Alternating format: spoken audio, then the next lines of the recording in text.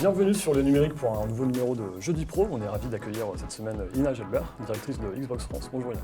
Bonjour. Et bonjour Marco, qui est également présent. Bonjour. Alors, bienvenue également dans ce nouveau studio. Encore une fois, on change de studio. Pour commencer, une petite question qui nous taraude l'esprit. C'est quoi cette histoire de mini-fridge Xbox Series X ? Écoutez, je pense que c'est une super belle histoire. En tout cas, moi, quand j'y pense, ça me fait sourire, ça fait sourire tout le monde. Vous avez un peu l'histo sur ce qui s'est passé quand même à l'époque. On avait annoncé le visuel de la série X où il y avait pas mal de commentaires sur les réseaux sociaux, des mèmes qui sont partis à partir de là et on les a pris au mot, on a voulu faire la blague, on ne s'est pas pris au sérieux pendant 2 minutes et puis on a décidé de lancer tout simplement un mini-fridge pour reprendre un petit peu les mèmes qui étaient sortis à l'époque sur Internet. Et donc voilà, je trouve que ça représente assez bien Xbox, en fait, quelque part. C'est sérieux, sans trop se prendre au sérieux. Ouais. Voilà. Vous avez votre mini-fridge ? On espère pouvoir le tester bientôt chez le numérique, mais on attend avec impatience. Du coup, non seulement ça se vend, Oui. mais en plus, c'est un produit qui est épuisé. Vous en avez prévu combien pour Il y en le marché avait, français ? franchement, il y en avait, mais c'est parti très très vite. Alors, il y en aura d'autres qui vont arriver en début d'année prochaine. Donc, il faut être un petit peu patient, mais il y en aura d'autres qui vont arriver en France. C'est une diversification ?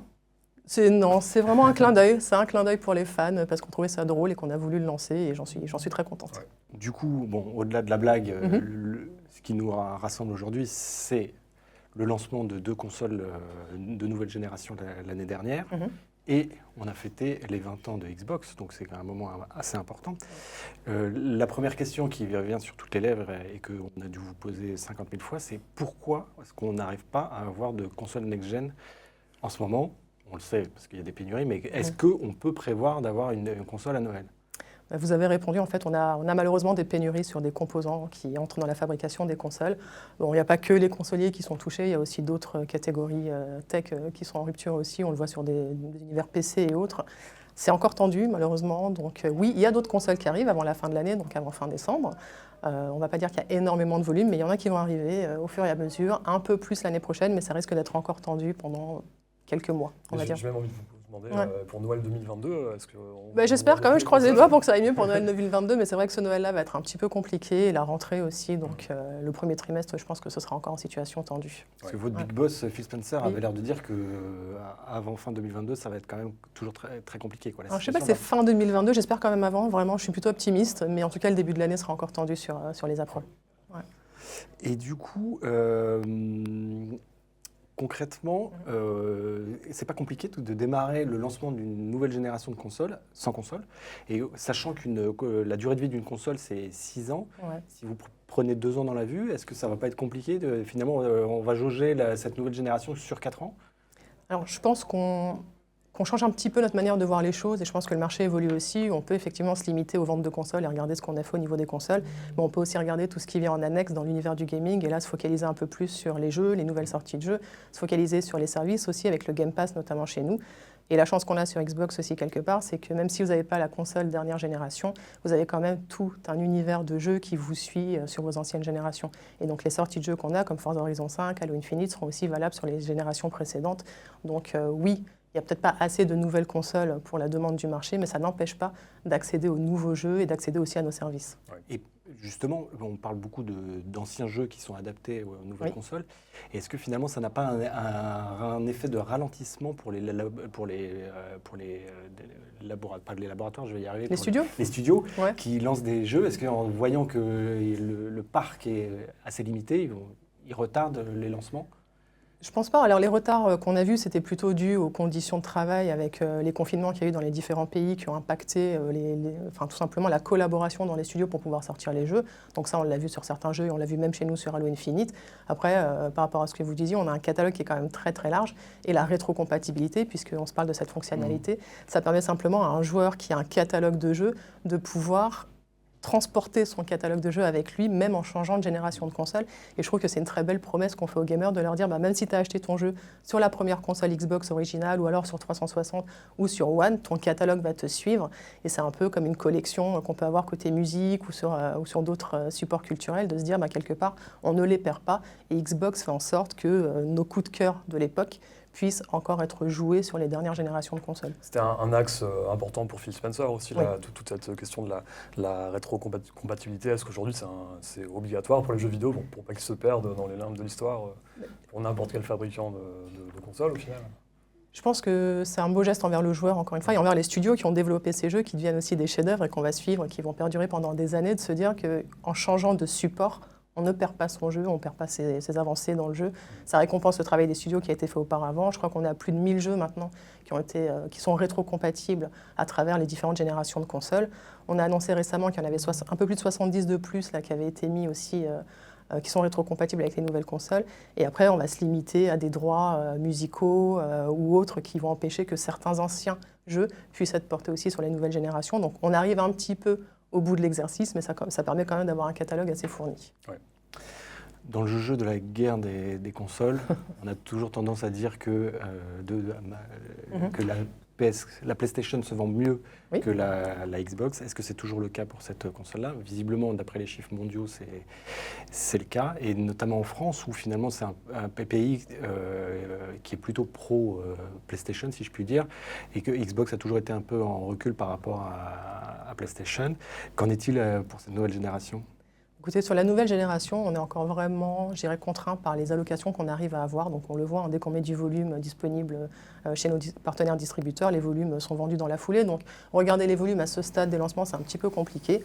Et ce qu'on voit aussi, nous, dans cette nouvelle génération, il y a effectivement les nouvelles consoles, donc série X, série S. Il y a aussi les services qu'on a mis en place donc avec le Game Pass sur console, mais il y a aussi l'audience PC, puisqu'on arrive avec nos services aussi sur l'univers du PC. Et il y a en cours de développement, qui est encore en bêta aujourd'hui, mais qui fonctionne très bien, le cloud gaming, qui fait également partie du Game Pass. Donc en fait, je dirais qu'effectivement, on a toujours cette vue console, et on a encore aujourd'hui les consoles les plus performantes du marché, mais quand on se projette un peu plus, il y a d'autres univers qu'il faut considérer dans l'univers jeux vidéo aujourd'hui. Ouais. C'est ça la grande révolution du gaming de ces derniers temps, notamment et surtout chez Microsoft, non? C'est finalement cet écosystème qui est trans-plateforme. Ouais, je ne sais pas si c'est une révolution, mais je dirais quelque part que ça répond à une demande aussi des joueurs. C'est-à-dire aujourd'hui, on ne veut pas être limité au support ou au device qu'on utilise. On ne veut pas se dire, bon bah voilà, une fois que je suis sortie de chez moi, j'étais sur ma console en train de jouer, je sors de chez moi, mon expérience s'arrête. Et donc quand on est joueur, c'est hyper frustrant, on en arrive là, on doit aller prendre un bus, on doit aller prendre un train, on doit aller à l'école ou on doit aller au travail, de se dire, bah là je ne peux pas continuer. Et quelque part, la demande d'après, c'est de se dire, bah, j'ai commencé ma partie bien installée chez moi, sur ma console avec mon écran et ma manette, et quand je sors de chez moi, je peux continuer ma partie tout simplement via le stream et donc sur mon téléphone. Et donc c'est plutôt une réponse aux attentes des joueurs, plus qu'une révolution, c'est dans la continuité logique aussi des évolutions technologiques qui sont autour de nous aujourd'hui. Sur ce cloud gaming, il y a de plus en plus d'entreprises présentes, du côté des GAFAM, des Tencent, en France on a Shadow aussi. Comment est-ce que vous observez cette concurrence en interne chez Xbox? Est-ce que c'est quelque chose que vous surveillez de près, ou est-ce que vous restez focalisé sur votre développement? Non, on regarde effectivement ce qui se fait, et je pense que toute concurrence est saine parce que ça nous pousse aussi à avancer, à se remettre en question. Sur Xbox, aujourd'hui, ce qu'on a, c'est qu'on a du contenu. On a 23 studios aujourd'hui qui travaillent pour l'écosystème Xbox, avec l'acquisition récente de ZeniMax, donc Bethesda, Arkane, etc. Donc ça fait 23 studios qui travaillent pour l'écosystème Xbox et PC, quelque part. À côté de ça, on a aussi notre propre cloud, puisqu'on est quand même avec le cloud Azure de Microsoft. Ouais. Et on a aussi, on n'est pas des nouveaux entrants dans le jeu vidéo, puisqu'on le disait tout à l'heure, on a fêté nos 20 ans, donc on a une communauté qui nous suit. Donc entre le contenu, notre cloud et la communauté, on se dit qu'on est quand même plutôt bien placé pour avancer dans les années à venir dans l'univers du gaming. Ouais. Je voulais revenir sur le Game Pass. Je sais que l'industrie du jeu vidéo a toujours du mal à donner des chiffres. Oui. Donc je vais quand même on en donne quelques-uns. Je vais quand même tenter le coup pour savoir, ça représente quoi en France, le Game Pass? Alors ça, c'est un chiffre que je ne vous donnerai pas, par exemple. C'est bien tenté. Non. On a aujourd'hui 18 millions de joueurs qui sont abonnés au Game Pass. C'est le chiffre. Ça, c'était au début 2021, c'est ça? C'est le dernier chiffre officiel qu'on a communiqué. Mondial, c'est un chiffre généralement. Tout à fait, c'est un chiffre mondial. Mondiaux. Ce que je peux vous dire, c'est que moi, je suis très contente de l'engagement que je vois en France. Le marché français comprend ce qu'est le Game Pass, et les joueurs qui rentrent dans le Game Pass sont contents d'y être et restent.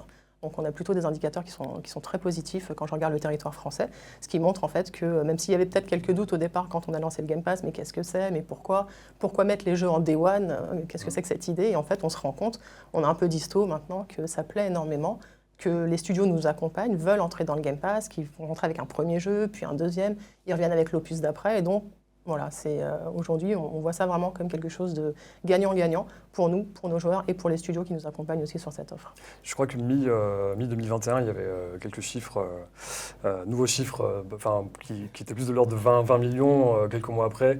Et on dit que vous auriez raté votre objectif de croissance sur le Game Pass entre 2020 et 2021. Les ondis. Les fameux, mais bon, si on ne connaît pas les vrais chiffres, on peut se baser que là-dessus malheureusement. Exact. La croissance aurait été de 37% au lieu de 48%. Est-ce que en 2021-2022, est-ce que vous voyez ça se progresser ou est-ce que vous êtes plus haut pour pour vous encourager vous-même ou est-ce que c'est des objectifs encore trop élevés à atteindre en 2022? C'est même pas une question d'objectif, c'est la cohérence de ce qu'on propose aujourd'hui. Je ne sais pas comment dire ça autrement, mais il y a les chiffres qu'on peut regarder effectivement et on a des objectifs, oui, on les a, mais après c'est surtout de voir l'engouement qu'on peut avoir quand on va lancer des nouveaux jeux. Ouais. On l'a vu récemment et par exemple il y a Forza Horizon 5 qui est sorti début novembre et là on a vu en moins d'une semaine de jeu, on a eu plus de 10 millions de personnes qui ont joué à Forza Horizon 5. Dans ces chiffres-là, il y a des gens qui ont joué sur PC, il y en a qui ont joué sur leur console et sur la console, il y en a qui ont acheté le jeu, il y en a d'autres qui ont joué en Game Pass. Et donc ça montre quelque part que on arrive à amener nos jeux dans différents scénarios, donc à différents types de gamers, et que notre manière de nous adresser aux gamers aujourd'hui, on arrive à convaincre avec nos services, avec nos jeux et avec nos supports. Alors justement, on a tendance de génération après génération à dire que ça va être la dernière, que c'est la mort des consoles, et au final, on se rend compte qu'il y a toujours plus de gens qui jouent sur console. J'ai regardé les chiffres donnés par le CEL récemment. La communauté de joueurs sur console a encore augmenté sur les dernières années. Et visiblement, vous travaillez sur une nouvelle console. Tout à fait. Mais le Game Pass, finalement, c'est pas le début d'une nouvelle ère du gaming où finalement, pas via le cloud gaming, est-ce que le form factor console a encore toutes ses chances? Il a encore toutes ses chances. Aujourd'hui, c'est un besoin qui est différent. La console, c'est je suis chez moi, dans un beau setup, je suis dans mon canapé ou alors je suis dans ma salle de jeu pour ceux qui en ont une, avec ma manette bien installée sur un bel écran, etc. J'ai une puissance incroyable de chargement, j'ai des qualités d'image et un son aussi avec le Dolby, une expérience qui est vraiment extrêmement forte et bonne et que j'attends quand j'ai une console, tout comme je cherche cette même expérience quand j'ai un PC gaming dans lequel j'ai investi. Et à côté de ça, le cloud gaming, qui à ce stade est complémentaire, puisqu'encore une fois, il est en version bêta dans le Game Pass Ultimate, qui permet la continuité d'expérience de jeu. Et on peut imaginer peut-être plus tard dans le futur d'avoir un Game Pass qui soit simplement dédié au stream. Mais pour l'instant, l'expérience qu'on propose en tout cas, c'est d'accéder à son écosystème, quel que soit le support et quel que soit le moment, quelque part, de ne plus être limité par l'endroit où on se trouve et le support sur lequel on choisit de jouer. Dans les 10 ans, vous ne voyez pas le cloud gaming prendre le pas sur les consoles Je sais pas. Dans les 15-20 ans. 30 ans, je sais pas. L'échec de Google dans le cloud gaming, est-ce que ça vous inspire quoi? Parce que bon, ils n'avaient pas joué la même carte que vous. C'est très clair. Bon, ça vous conforte finalement peut-être dans votre choix d'ouvrir tout de suite? On essaye vraiment de mettre le joueur au centre des décisions qu'on prend. Et c'est vraiment de là qu'on va faire nos choix en fonction des consoles qu'on a lancées. On a lancé une série S, une série X parce qu'il y a deux audiences qui sont différentes. On lance le Game Pass PC parce qu'il y a une audience PC. On lance le Game Pass Ultimate pour les personnes qui sont sur console et qui veulent tester du cloud gaming. Donc on essaye un peu d'adapter aujourd'hui les offres qu'on propose aux audiences et donc aux gamers. C'est ce qu'il faut se dire, c'est que dans notre manière de voir les choses, on place le gamer au centre. À l'époque, on plaçait la console, on se dit « Ok, j'ai une console, qu'est-ce que je peux faire autour ?» Maintenant, c'est je place mon gamer au centre de ma réflexion et de là, je fais mes choix. Est-ce qu'une de vos principales menaces pour vous et pour les consoles en général, ce ne serait pas aussi les plateformes de streaming qui prennent le temps dédié aux loisirs qu'ont les personnes et leur nombre d'abonnés augmente tous les trimestres? Vous avez raison. Les gamers aussi, évidemment, mais est-ce que... en plus, ces plateformes s'investissent aussi un peu dans le jeu vidéo comme Netflix, du coup. Netflix a annoncé pour 2022 sa plateforme de jeux vidéo. Ils sont en train de racheter aussi des studios, un peu comme vous. Il y a une guerre du contenu. Il y a une guerre du contenu entre les nouveaux acteurs et les vieux acteurs comme vous, les vieux acteurs de 20 ans. Vous aimez mentionner ce terme de guerre. En fait, moi, je trouve que c'est une compétition qui est saine, encore une fois. C'est-à-dire qu'il y ait de la compétition sur les consoles, tant mieux. Ça nous pousse toujours à aller plus loin au niveau technologique. Qu'il y ait une compétition aussi sur le contenu, mais tant mieux aussi. Ça permet simplement de diversifier l'offre, de diversifier les services d'abonnement qu'on va proposer. Donc non, moi, je trouve ça très sain, au contraire. Mais le coût de la plateforme multimédia, ça, c'est fini. Avec la Xbox One, notamment pour le lancement de la Xbox One. On peut se dire que le positionnement était peut-être pas très clair à l'époque du lancement de la One, mais par contre, l'usage multimédia est encore très fort sur nos consoles. Et on parle des 20 ans de Xbox, et il se trouve qu'il y a eu quelques passerelles avec le B2B. Et je crois que nos camarades de ZDNet ont une question sur le sujet. Les premières générations de Xbox ont permis de faire pas mal de R&D. Par exemple, on se souvient de l'accessoire Kinect, qui a été utilisé par de nombreuses entreprises pour travailler la spatialisation, le scanning d'espace. Et donc, c'est une forme de détournement d'un objet gaming à des fins de recherche. Est-ce qu'avec la génération actuelle d'Xbox, vous pensez qu'on puisse retrouver le même type de processus, un accessoire, un objet, une technologie embarquée dans la nouvelle Xbox qui puisse être utilisée à des fins de R&D? On a eu le Kinect, effectivement, sur 360. On a eu le Kinect sur One, encore plus poussé, qui est franchement au niveau technologique une tuerie, enfin, vraiment assez sophistiqué, qui est encore utilisé un peu dans le B2B, parce qu'on a eu des usages qui ont été développés derrière dans les entreprises, comme vous le mentionnez. Se projeter en B2B dans le futur, à ce stade, je ne saurais pas vous dire. Ça relève plus de HoloLens, finalement. On pourrait, autour d'HoloLens. De la réalité augmentée. Voilà, on pourrait aller parler de métaverse, etc. Mais c'est vrai qu'à ce stade... Justement, ça fait une transition parfaite voilà, sur cette j'ai tendu la perche. Voilà. Non, mais oui, beaucoup de gens dans la tech parlent du métaverse, se positionnent dessus, Microsoft notamment, sur avec un côté plus B2B que ce que fait Facebook, par exemple. Côté grand public, est-ce que Xbox se positionne aussi, ou est-ce qu'on vous demande d'observer ça, ou est-ce que pas du tout? Alors, en toute franchise, à mon niveau, j'observe pour l'instant. C'est tout ce que je pourrais vous dire sur le sujet. Okay. Voilà, ça c'est... Merci Lilian. Merci à vous. Merci Marco. Merci. Et merci Carl pour la réalisation.